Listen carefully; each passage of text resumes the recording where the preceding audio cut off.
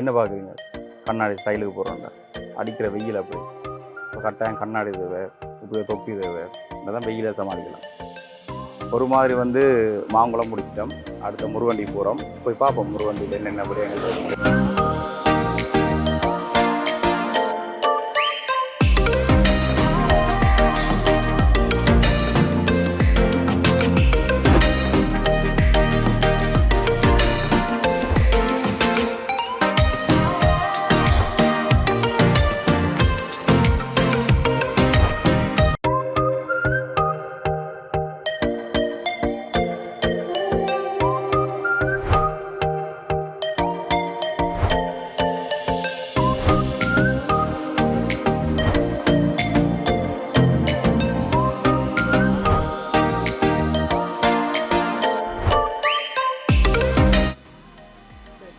உங்கள் எல்லாருக்குன்னா வந்து ஒரு ஐட்டம் காட்ட போகிறேன். அது என்னென்றால் சின்னல்ல அதை நாங்கள் வச்சு விளையாடி இருப்போம். அது ஒவ்வொரு வீட்டையும் இருந்திருக்கும். ஆனால் இப்போ அதை காண்றதுக்கான சாத்தியப்படம் வந்து குறைவு. அது என்னென்றால் இது உங்களுக்கு தெரிஞ்சிருக்கும், கெட்டப்போல் வந்து சின்னல்ல இதால் கெட்டப்போல் அடிக்கிற மச்சுன்னு சொல்லி எவ்வளோ விளையாட்டெல்லாம் விளையாடி இருப்போம். இப்போ இங்கே ஒரு வீட்டை ஒன்று இருந்துச்சு. அப்போ இதை நான் சுட்டுட்டு போகிறேன், சொல்லிவிட்டு தூக்கிட்டு போகிறேன். உண்மையிலே வந்து வெளியிடங்களுக்கு பயணம் செய்கிறது வேற லெவல் எக்ஸ்பீரியன்ஸ். அது வழிபோக்கு இப்போ தான் சூடு பிடிக்கிட்டு சொல்லலாம். இப்போ நான் பஸ்லேயோ ட்ரெயின்லேயோ வந்து ஒரு வாகனத்தை மறைஞ்சு ஒரு வழிபோக்கு நான் போய்கிட்டு இருக்கேன். அதில் போகிற எக்ஸ்பீரியன்ஸ் வந்து உண்மையிலே செமையாக இருக்குது.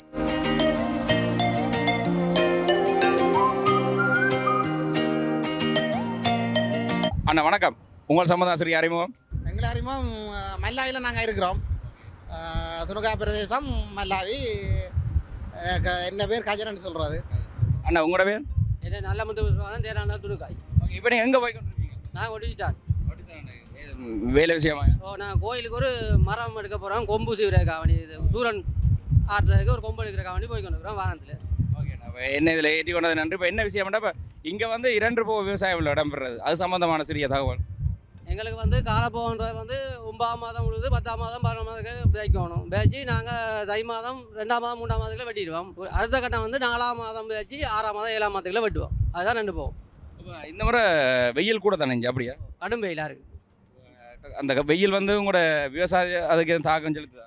சரியான பாதிப்பு தானே வெயிலால். இந்த முறை மற்றும் போலியோட சரியான வெயில் கூட, அதால் நோய் தாக்கங்கள் கூட ஏற்படும் எங்களுக்கு. நோய் தாக்கம் ஏற்படுறதால எங்களுக்கு சரியான கொஞ்சம் நஷ்டம் தான் ஏற்படும். நட்டங்கள் கூட வரும். நாங்கள் ஒரு மாதிரி அந்த வானத்துலேருந்து வந்து இறங்கிட்டோம். இதில் அது ரோட் இறங்கினது அங்காள முருகண்டி இருக்குது. இப்போ நானே இங்கே நிற்கிறேன்டால் நான் உங்களை கூட்டிகிட்டு வச்சு முருகண்டி ரயில்வே ஸ்டேஷன் வந்து காண்பிக்க போகிறேன். முருகண்டி ரயில்வே ஸ்டேஷன் வந்து ரோட்லேருந்து ஒரு 1.5 கிலோமீட்டர் மேல் நடந்து போகணும். அது வெயிலாகிறது. தினமும் வந்து கலைச்சி போனேன். ஆனால் வந்து நான் உங்களுக்கு ஒரு வித்தியாசமான அனுபவத்தை சொல்லி காண்பிக்க போகிறேன்.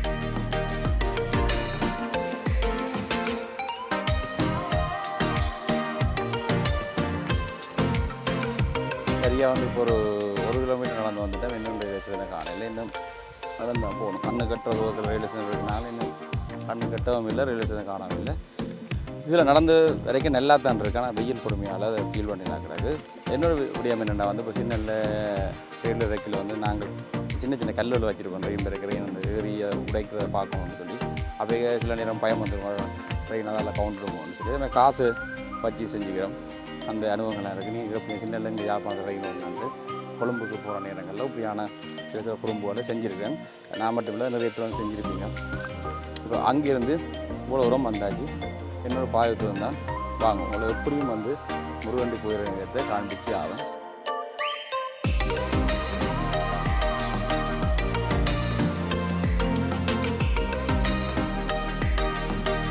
ஒரு படியாக உழவுரம் நடந்து வந்து ரயில்வே ஸ்டேஷன் வந்துட்டோம். ரயில்வே ஸ்டேஷன் வந்தவரை தான் தெரிஞ்சது வந்து முருகண்டி இந்த பேரில் ஒரு ரயில்வே ஸ்டேஷன் இல்லை. இந்த ரயில்வே ஸ்டேஷன் வந்து அறிவியல் நகர் ரயில்வே ஸ்டேஷனாக இருக்குது. அப்போ இதுதான் நான் கண்டுபிடிச்சது.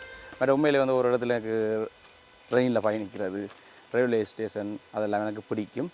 அது ஏனென்றால் என் அம்மா அப்பா வந்து ஒரு ட்ரெயின் டிரைவராக தான் இருந்தார். உண்மை சம்பளம் நான் பொய்க்கா சொல்லலை. அப்போ அதால் வந்து எனக்கு ட்ரெயின் பிடிக்கும்னு நினைக்கிறேன்.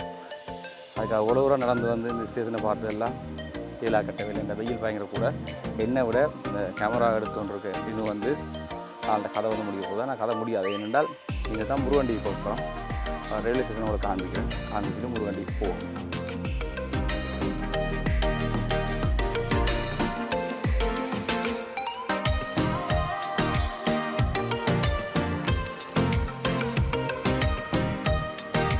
ஒரு மாதிரி வந்து நடந்து இந்த புயல் நிலையத்துக்கு வந்துட்டோம். நடந்து வர்றது வந்து நல்ல விடியம் தான், ஆனால் வெயில் கூட, அது மட்டும் தான் பிரச்சனை. நடந்து வர நல்லா தான் இருக்குது.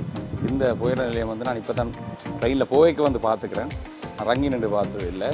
உண்மையிலே இந்த ரயில் ஸ்டேஷனோட வித்தியாசம் தான் இருக்குது. இப்போ நீங்கள் இந்த இடங்கள் பயணம் செஞ்சுருப்பாங்க, ரயில் ஸ்டேஷன் அமைப்புகளை ஒப்படைக்கிறது கொஞ்சம் வித்தியாசமான அமைப்பாக தான் இருக்குது. அதை விட இது அப்படி காட்டினீங்கன்னா இந்த மரம் இருக்குது தானே, இந்த மரத்தில் இந்த கதிரில் இருக்கிறது ரெஸ்ட் எடுக்கிறது வந்து அவ்வளோ காற்றாக இருக்குது, அவ்வளோ கூலாக இருக்குது. இப்போ வழியிடம் வெக்கையாக இருந்தால் கூட இந்த இடம் வந்து அவ்வளோ இயற்கையாக நல்ல குளிர்ச்சியாக தான் இருக்குது. இப்போ நான் ஒரு ரெஸ்டாரண்ட் எடுத்துகிட்டு அப்படியே நான் முருகண்டிக்கு போக போகிறேன். இந்த ரயில்வே ஸ்டேஷனுடைய பாருங்கள்.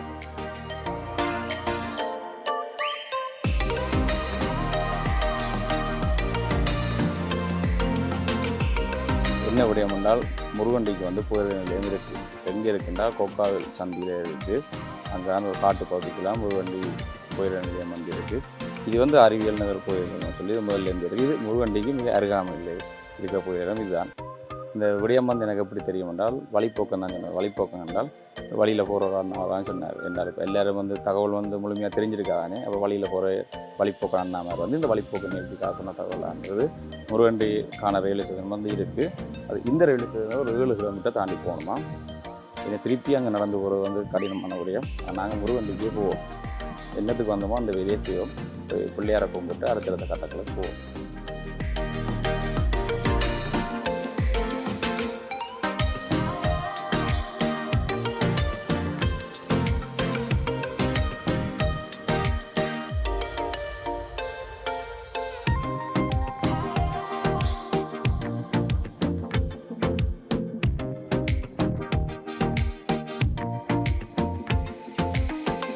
நாங்கள் இப்போ அருள்மிகு திரு முருகண்டி பிள்ளையார் ஆலயத்துக்கு வந்துட்டோம். வந்து இந்த சூழல் இங்கே நடைபெற விடயங்களை உங்களுக்கு காண்பிக்க போகிறேன். இப்போ நான் பிள்ளையாரை தரிசிச்சுட்டு அவன் அருளை பெற்றுக்கொண்டு இந்த வழிப்போக்கு நிகழ்ச்சி ஆரம்பிக்க போகிறேன்.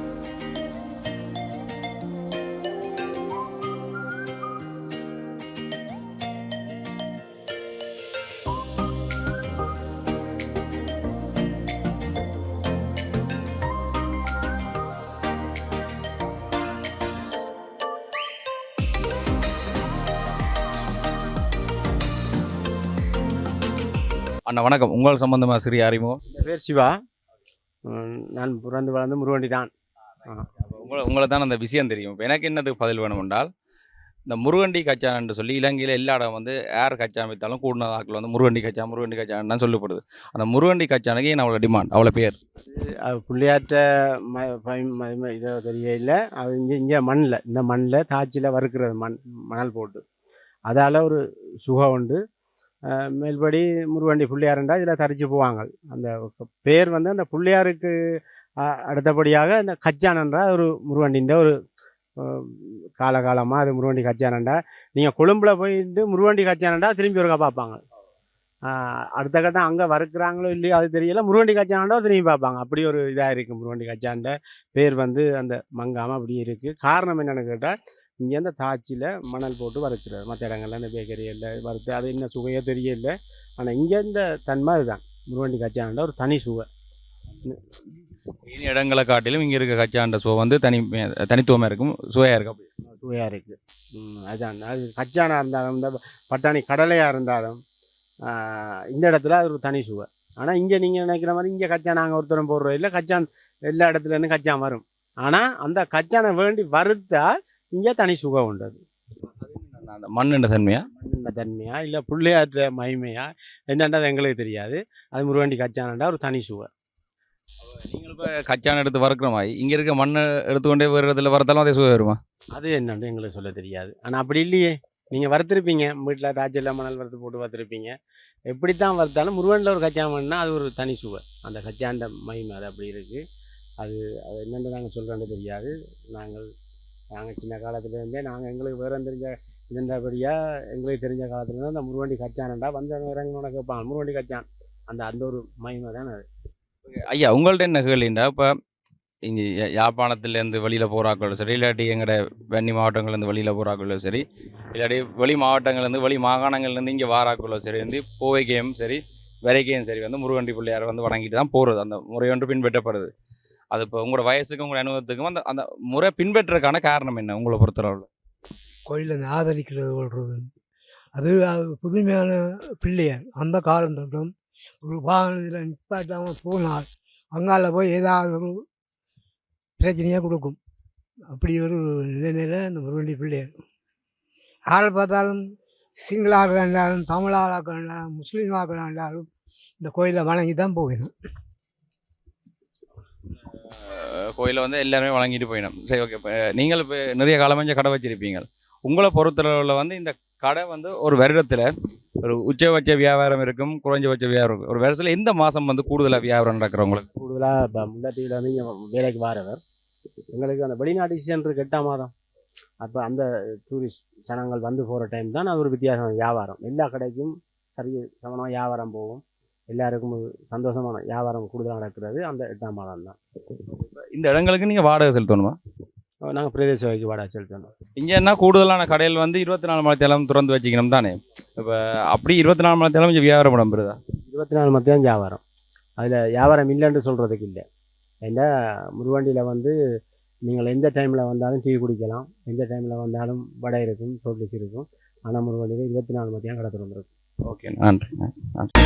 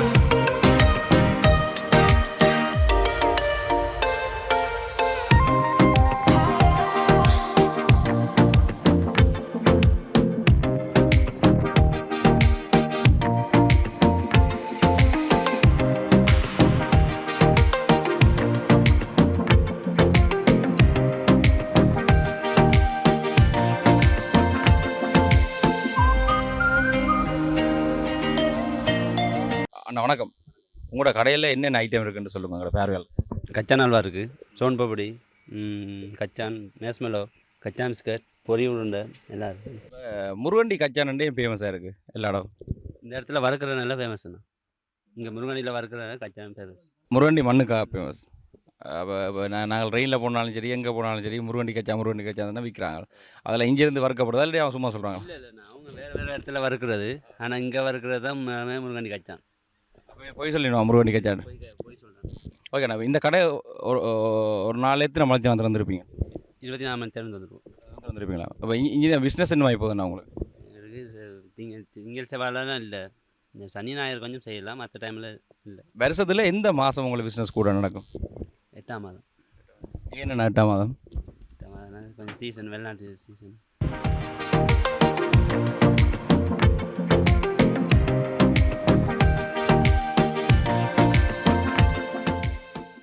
அண்ணா வணக்கம். உங்கள் சம்பந்தமாக சரி அறிமுகம் உண்டு. நான் மகேந்திரன், குழந்தைகள் சிற்றுண்டிய உணவகம் முருகண்டி.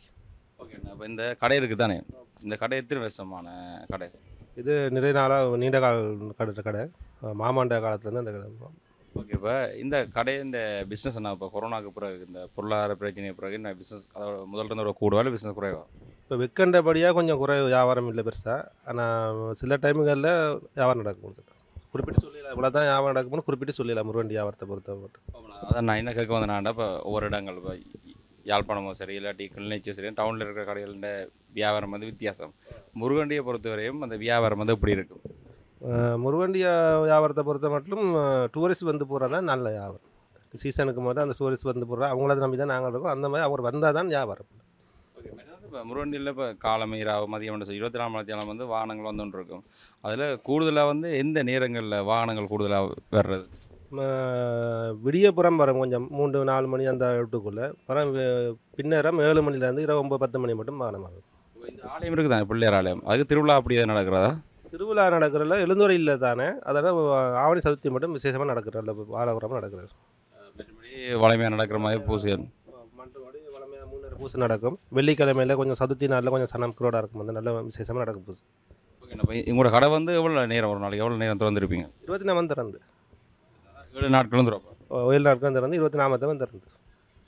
நீங்கள் வேலைக்காரையும் வச்சுக்கலாம் நீங்கள்லாம் நிற்கிறது மாறி மாறி நிற்கிற 4 பேர் நிற்கிறாங்க, 2 பேர் மாறி மாறி நிற்கிறாங்க. 325 நாளும் திறந்துருக்கு.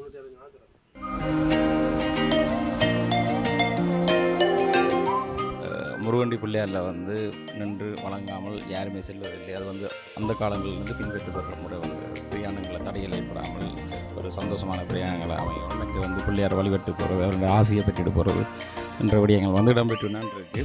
இப்போ என்னென்றால் நான் வந்து இப்போ ரிங்கோவுக்கு போகணும். உங்களுக்கு அடுத்து வந்து நான் காண்பிக்க போகிற வழிபோக்கம் வந்து திருவண்ணாமலை 12 மணிலேருந்து வாரம் இருக்காங்க வேனில். 3 மணி ஆகிட்டு வெயிட் பண்ணி நிற்கிறேன்.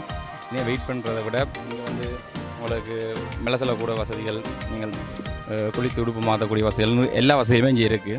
அப்போ நான் என்ன செய்ய போகிறேன்னா, இப்போ ரிங்கோ போகிறோம், நைட் தான் போகிறோம். நைட் போயிட்டு 2 நாள் வந்து ரிங்கோவில் ஃபன் பண்ண போகிறோம். அப்போ ரிங்கோ வந்து திருவண்ணாமலையே உங்களுக்கு நான் தெளிவாக வடிவாக காண்பிக்க போகிறேன். அப்போ நான் டக்குன்னு போயிட்டு ஒரு போஸ்ட் எடுத்துகிட்டு ட்ரெஸ் சேஞ்ச் பண்ணி போட்டு வர போகிறேன். 3 மணி பாப்பா எத்தனை மணிக்கு வராங்கன்னு தொடரும். நாங்கள் இப்போ அதே முருகண்டியில் வந்து பின்னேரத்துலேருந்து இராவை மட்டும் போய் போட்டோம். பாரம்ண்டு இன்னும் ஆக்களை காணையில் நான் நினைக்கிறேன்னு உங்களுக்கு வந்து தான் தமிழ் வழியில் வந்து நிறைய நிகழ்ச்சிகள் கொடுக்குறாங்க மக்களுக்கான நிகழ்ச்சி. அப்போ அந்த நிகழ்ச்சிக்காக போயிட்டு போல இருக்குது. ஆனால் வழிபோக்கனையும் கைவிட மாட்டோம். இந்த வாரம் இருந்துச்சுன்னா நிறைய வேன் தான், எங்களோட வேன் மட்டும் காணையில் பாப்போம், வெயிட் பண்ணுவோம். அது வரைக்கும் இந்த நைட்டில் முருகண்டி எப்படி இருக்கணும் உங்களுக்கு காண்பிக்கிறேன்.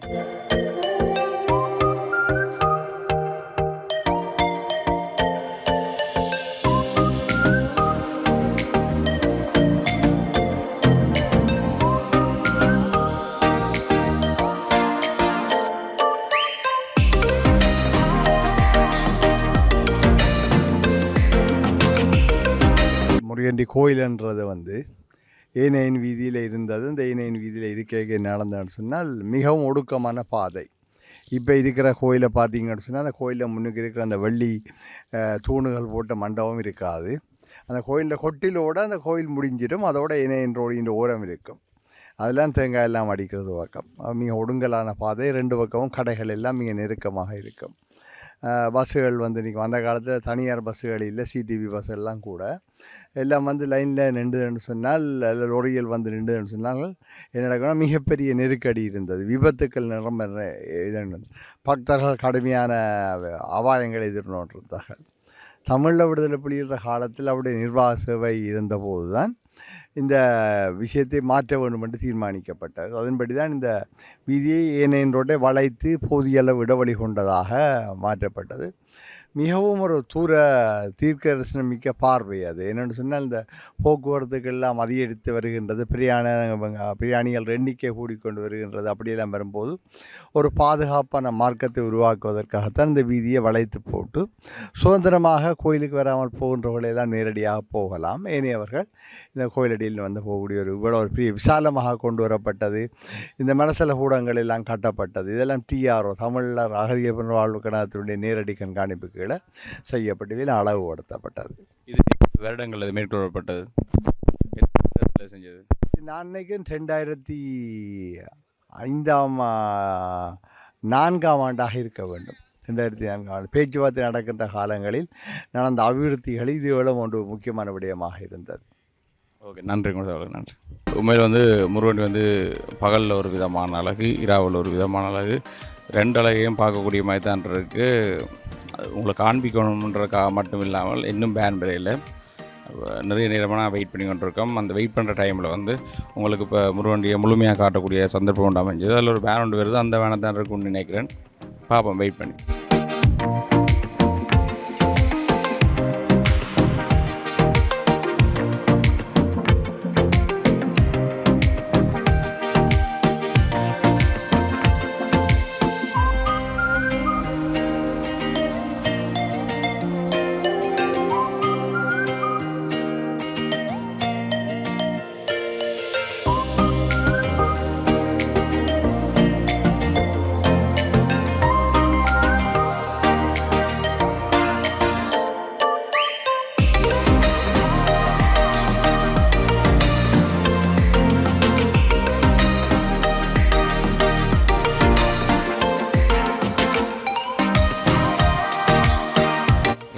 ஃபைனலாக வந்து வேன் வந்துட்டு முருகண்டியை கும்பிட்டு நாங்கள் வந்து போகிற இடம் வந்து திருவண்ணாமலை. இனி வரப்போகிற வழிப்போக்கன் வந்து திருவண்ணாமலையிலேருந்து தான் வரப்போகுது. போய் பார்ப்போம், வழிப்போக்கனை பார்ப்போம், அங்கே இருக்கிற கதைப்போம், அங்கே இருக்கிற சுற்றுலாத்தலங்களை பார்ப்போம். நிறைய விடயங்களை உள்ளடங்கிய வழிப்போக்கன் தான் இருக்கும். வாங்க திருவண்ணாமலைக்கு போகலாம்.